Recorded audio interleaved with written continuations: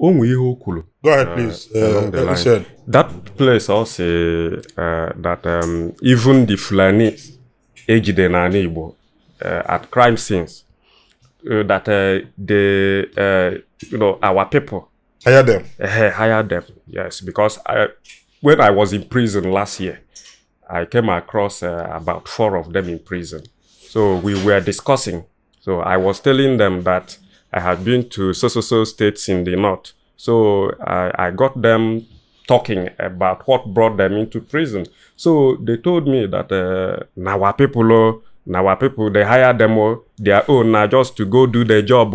They give us our own share. You see it in prison, in Abakaliki prison. So our own not to do their job. We know they know how much they negotiate. We know they know. So if na they say na Fulani people they kill na they do na this. Make una tell una people may they no come they look for us. You see it. So if una the elites some na them akundi Fulani ogwo to go and be doing all those things, because I believe that only someone, a visitor, cannot come to your community and wreak havoc on your community for without a long time without the coverage. enablement. Yes, coverage by Ndi Nwobodo. You see it. So that is our lot in the southeast. So just say yes, because there's okuku. So Dalo, that's the issue. Dalo, when you talk about this very thing name and Igbo now that they hang on Biafra. When you talk about Biafra, the first person that comes to your head is Ojukwu. And then some people feel like Ojukwu is a hero. This person is a hero. What do you even understand? How do we define Igbo heroes? NCN. Kayebono abiasina mmadu bu a hero. Kayebono mmadu me you can classify them as an Igbo hero. Go ahead, please. Okay, one of the heroes of Igbo land is Innocent. Chief Innocent Chukwuma. Someone who brought his business, who domiciled his business in the southeast. And it's not just business. Manufacturing of vehicles. You see it. So, he knew that there's Lagos or there is Accra in Ghana. Because Igbo people doing businesses in Accra are very large. So he knew there's Port Harcourt. He knew there is but he decided to domicile it in his village in Nnewi town. You see it. So these are the people I've gone there to see for myself. That factory 2 times, and you'll be marveled. The man has tried. No will no always bar. You see it. So he is one of the heroes. How many people, how many companies, how many individuals into automotive industry producing vehicles. So manayanwa onye izizi. I think yabo onye izizi. So he's a hero. If other people can emulate him, then okay. From ihe ndị mmadụ na-afụta as heroism for me. Adema Fotiano Dianwa. Ojukwu wasn't a hero for me. I've been saying it. He wasn't a hero for me. Anybody can cause crisis. Anybody can pick a fight. Anybody can do just anything emotionally. Just like here my brother Kweba. Ndi Bonadi so emotional. Our emotions becloud our sense of reasoning. Our sense of reason. So that is just the issue. We try to glorify people we should reprehend. Just like when some people say Simon Ekpa, their Messiah that he is fighting for. You say, Simon was my friend, so he invited me several times to Finland. So Bido, Simon was not doing IPOB stuff earlier. He wasn't. So his IPOB romanticization of IPOB started when Nnamdi Kanu was caught. So that was when he started identifying with IPOB. You see it, all of a sudden, when did he build that cloud to become the Messiah? of Ndibo. You see, if the greatest weakness of some many Igbo people about Biafra, once you are speaking in favor of Biafra, whether or not you are sounding reasonably, then automatically you are beloved of Igbo land. You see it when you are trying to give a balanced analysis, then you see it. So that is the problem. Igbo people in the real sense of it, large number of heroes. We have, to an extent, villains. So that is just the issue. Major, what do you have to say? The Igbos are Republicans in nature, naturally. And historically, I can say that we practiced pure republicanism even before the white man knew what was republicanism. Mana, this struggle of IPOB killed that Republican spirit in us. If I disagree with you, you call me a sabo. Then I believe in polydimensional reality. Wabu nuzo diaba, uzo ga diaba. Ufu onye nworo say, I have the right to contribute in the political, social. Thank you. But if for this Biafran struggle, I don't know if they did it knowingly or unknowingly, but that thing killed that Republican spirit in us. Now, one negesi no kwataro as Biafra, no, you are not a Biafra. You are an Igbo man. Yes, I respect the cause Nnamdi Kanu is fighting for 100%. But to an extent, I disagree with some of his strategies and measures. I've written to President Tinubu to release Nnamdi Kanu, and I will still hear my voice tomorrow. On one name called, on his own shortcoming. But on a mistake, that struggle, a lot of mistake in the Abawa. So that struggle, this recent struggle, killed that Republican spirit.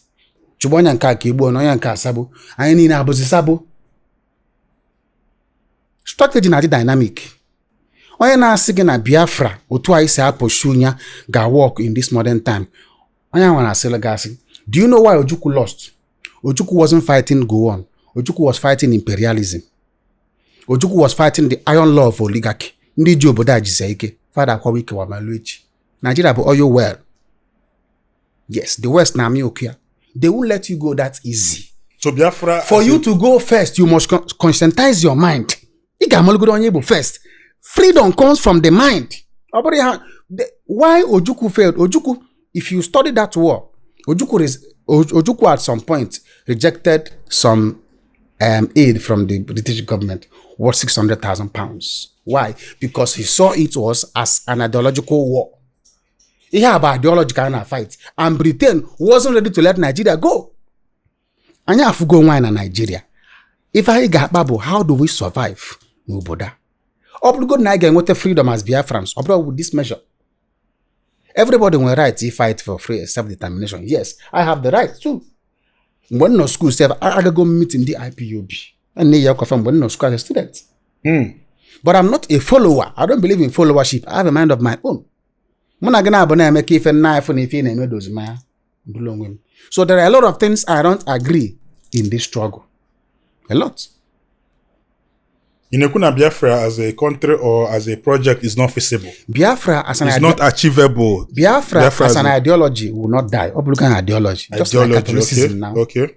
You know, Christians it has been sold in the mind of the people. We see Biafra as our Messiah. But this Messianic tendency is doing us more harm than good. Nobody is your Messiah. You are your Messiah. I wear this emotional appeal once it comes to Biafra because actually, yes, Ojukwu went to that war for self-determination. He didn't plan for war, quite all right. Or go on declare war. What he declared was Biafra. He didn't declare war. Ojukwu tried countless times to resolve that case. Can they deceive go on? Or the same one daughter deceive go on? And to today, go on openly to deny it. He was used as a political puppet. Most of us are being used by our people for personal aggrandizement. Most of us get use. You know, most people know how to masquerade personal interest as public interest. enwere ike pụta afọ mechikịta nkwe maka Biafra enwere ike na ọ bụ na nwere ife ọzọ njekwuru maka ya, but with time most of these things ga-agbali elu. So if mụnwa stand there bụ ife anyị ga-eme ka obodo dị mma, to me Biafra may not be the solution, because enye anyị Biafra kịta anyị nwere ike igbusisi onwe anyị. Biafra bịa n'iru m ga-adị happy, but for the first thing anyị ga-eme ka anyị chọpụtagodo onwe anyị malụ ndị anyị bụ, kwụsị igbu onwe anyị. Ndị Igbo si gị n'igwe bụ ike, kwụsị ịkpọli elders, kwụsị ọ bụrụ mmadụ si na believer n'ife ikwu si ya nwụrụ mba. Gịnị ka Sunday Igbo ji wepụta na prison easily? You know why?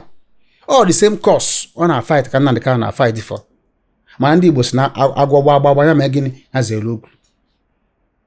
O wekọrọ m n'ọnụ. Ndị be anyị, unu kpọrọ ya bụ oku, anyị azago. Ugbu a ị ga-abụnwu onye ọbịa na gbam n'agbanyeghị ebe ọbụla ị nọ n'ụwa. Ị chọrọ ka anyị gbaa gị ajụjụ ọnụ maọbụ ị chọrọ ka ụwa nụ ọnụ gị, deere anyị ozi maọbụ kpọọ anyị n'akara ekwentị ndị a ị na-ahụ n'iru onyonyo gị. Daalụnụ. Is Ojukwu your hero? Yes, Ojukwu is my hero. He may have his own flaw, but that heroism menwepụ n'ebe Ojukwu nọ. Ojukwu is a Igbo hero. Is my hero. You know, in seven of Igbo hero, or bolo fallacy of hasty generalization. But is your hero? Yes, Ojukwu is my hero. Because if ndị Igbo na-ewutie, or the man ndị Igbo obi ya n'obi. Before the war, Ojukwu attempted for one Nigeria before now. Even the first coup, Ojukwu accepted, like, no. The first coup, Ojukwu wasn't in support of that. It's true. It's true. Ojukwu is just controversial. He is being misunderstood. Because of his nature, because of his courage, or the too courageous, or that too ego, or the fearless. Believe you me, I'm telling you. Do you place Ojukwu in the same cadre with Nnamdi Kanu? No, they are two different characters. Nnamdi Kanu is what he's doing heroic as well. Yes, to an extent. I can't discard everything he's doing. Because something prompted that Biafran struggle. Strategy, like I said before, the dynamic. And in victory, always know where to stop. Yeah, but 48 laws of power, 47 BH. Nnamdi Kanu was doing well, but at some point, he went off the track. We had the opportunity to negotiate with federal government then, but we are saying Biafra.